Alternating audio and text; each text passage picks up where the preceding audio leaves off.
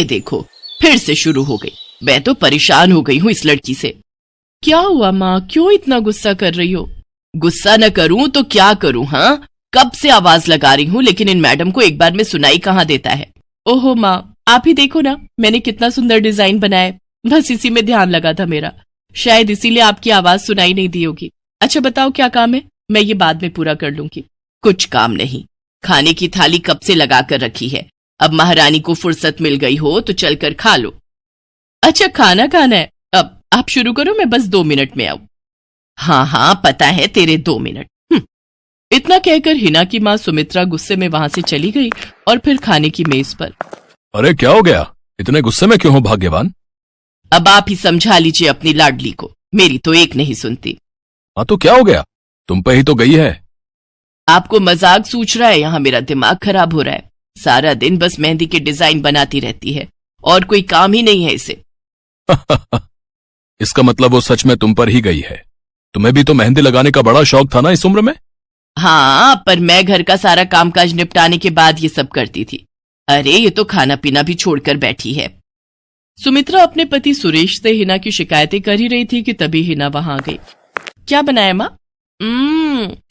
खुशबू तो बड़ी अच्छी आ रही है।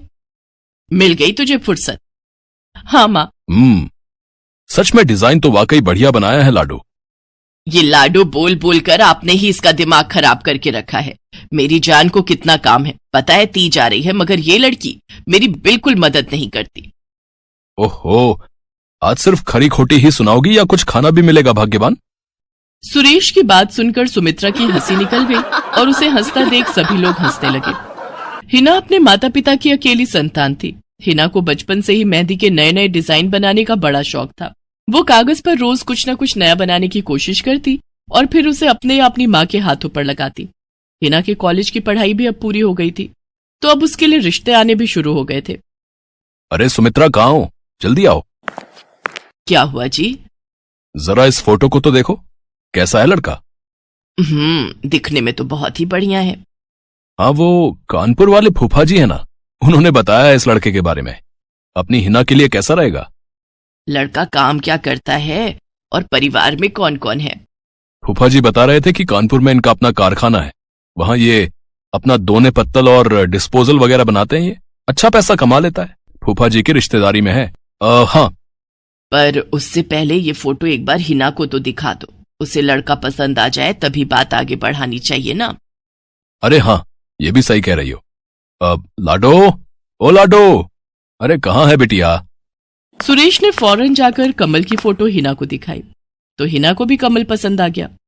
उधर कमल को भी हिना पहली ही नजर में भाग गई और इस तरह से कुछ ही दिनों में कमल और हिना की शादी खूब धूमधाम से हो गई। शादी के बाद कमल और हिना अपनी गृहस्थी में बहुत खुश थे। फिर एक शाम।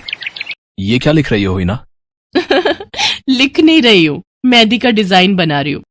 अच्छा, पर कागज पर क्यों? प्रैक्टिस तो रोज ही करनी होती है ना, तो इसीलिए कागज पर डिजाइन बनाती हूँ। अच्छा, अब जरा दिखाओ तो सही। अरे वाह, ये डिजाइन क्या सच में तुमने बनाया है? हाँ अच्छा है ना, अब मैंने और भी बनाकर रखे हैं, रुकिए मैं भी लेकर आती हूँ।